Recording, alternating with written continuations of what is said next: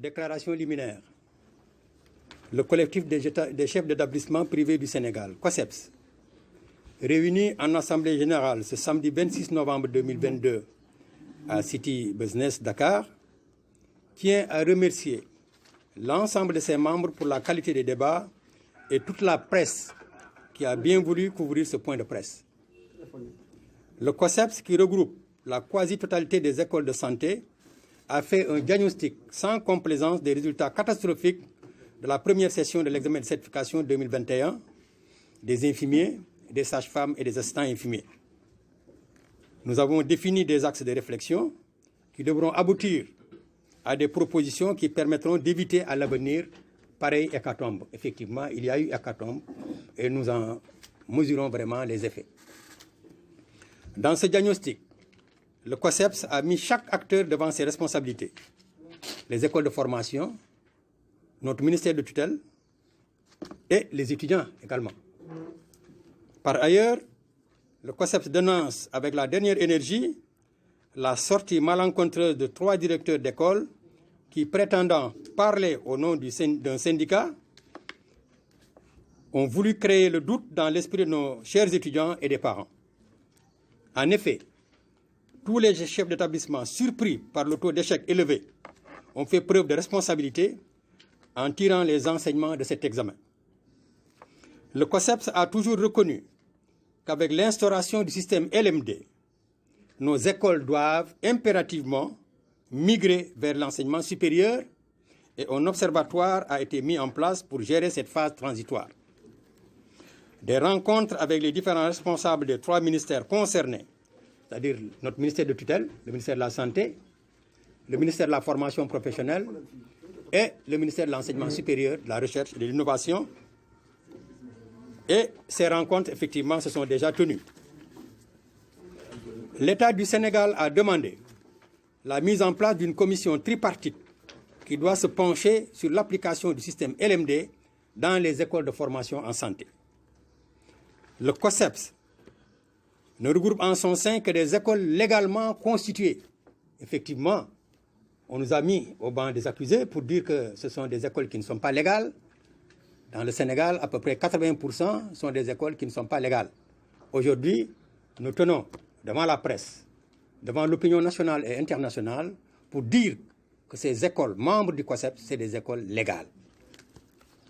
Effectivement, parce qu'ils détiennent un document de la formation professionnelle.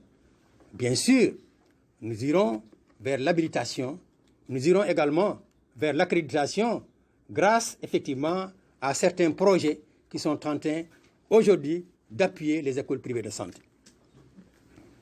Le COSEPS appelle l'ensemble des apprenants et parents à la vigilance, car le ministère de l'Enseignement supérieur a notifié à l'ensemble des écoles de santé à travers plusieurs communiqués que seul le diplôme d'État délivré par le ministère de la Santé et de l'Action sociale reste valable pour les infirmiers, les sages-femmes et les assistants infirmiers. Enfin, pour aucune école, autant pour moi, aucune école, quelle que soit sa nature juridique, habilitation provisoire, habilitation institutionnelle, récépissé de dépôt, n'a le droit de délivrer des diplômes de licence ou de master en ce qui concerne la santé. Encore une fois, la santé est un secteur spécifique. Nous ne pouvons pas laisser entre les mains de n'importe qui de délivrer effectivement des diplômes pour la formation des infirmiers, des sages-femmes et des assistants infirmiers. C'est un secteur spécifique et très sensible. Donc nous, l'ensemble des écoles qui sont au niveau du COSEPS, nous voulons mettre à la disposition du ministère de la Santé et de l'Action sociale et surtout à la disposition des populations un personnel bien formé, effectivement un personnel de qualité. Ça, on ne dérogera jamais à cette règle-là. Enfin, pour tous ceux qui, pour des intérêts strictement personnels, veulent semer la confusion et créer le doute dans l'esprit des parents et des étudiants, le COSEPS appelle à la retenue et exhorte tous les acteurs à respecter les lois et règlements de ce pays. Ne pas avoir d'admis à l'examen de certification ne doit pousser aucun chef d'établissement à se coaliser avec des étudiants pour raconter des contre-vérités ou demander l'annulation d'un examen national. Le COSEPS reste fidèle à sa ligne de conduite, œuvrer dans la dignité, dans la légalité, veiller à ce que ses membres dispensent un enseignement de qualité et œuvrer pour la réussite de nos étudiants. Déclaration liminaire. Le collectif des chefs d'établissement. Le ministère de l'enseignement supérieur et de la recherche et de l'innovation, MESRI, pour demander le processus d'habilitation. C'est une demande qui se fait. Et à partir de là également, il y a un autre cahier de charge que le ministère demande à l'établissement. Et l'établissement remplit ces critères. Une fois que ces critères sont remplis, le ministère de l'enseignement supérieur délivre un agrément provisoire. Et cet agrément provisoire que l'établissement, avec d'autres documents, va présenter au niveau de l'ANAQ. L'ANAQ, c'est l'autorité nationale d'assurance qualité de l'enseignement supérieur. Ils ont deux process. Premier process, c'est cette habilitation. Donc, une fois que le ministère de l'enseignement supérieur, de la recherche et de l'innovation délivre un agrément provisoire, l'établissement est dans les dispositions de solliciter auprès de l'ANAQ une habilitation institutionnelle d'abord, dont ces trois établissements font l'objet.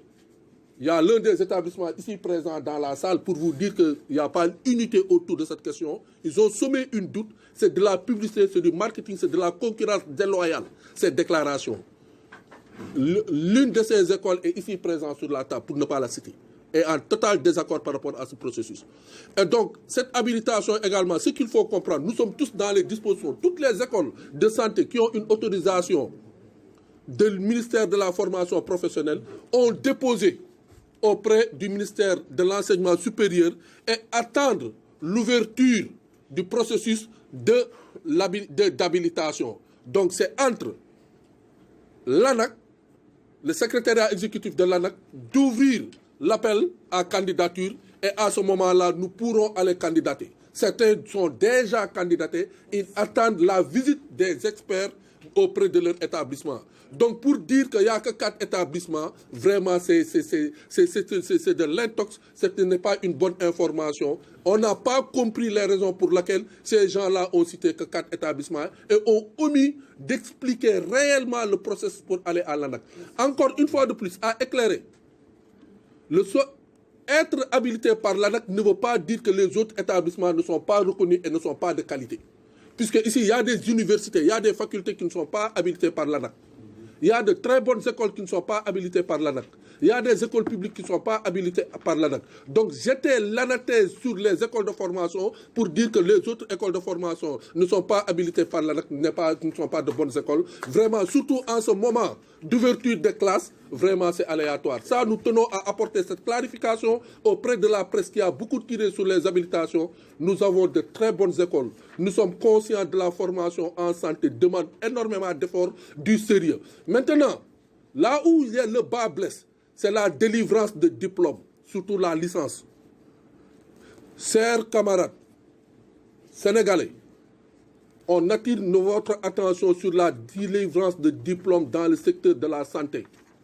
On ne peut pas laisser la délivrance de ces diplômes à n'importe qui et n'importe comment. Nous sommes conscients que nous sommes formateurs, mais parfois il y a des lacunes dans le système de formation et nous le savons tous, que ce soit le public comme le privé. Et parfois, si les gens ne sont pas loyaux par rapport à eux-mêmes et s'ils n'ont pas une démarche de sincérité et de franchise, cette concurrence déloyale peut créer certaines choses. Parce que chacun de nous veut que les étudiants que tu formes, qu'ils puissent être diplômés et qu'ils sortent avec leur parchemin. Et certains le feront avec complaisance. Nous, de COSEPS, nous refusons totalement, catégoriquement et fermement de donner des diplômes avec complaisance. Ce diplôme, cet examen, cette certification doit être arbitrée, organisé et délivré par l'autorité de tutelle. Et l'autorité de tutelle, pour l'instant, c'est le ministère de la Santé.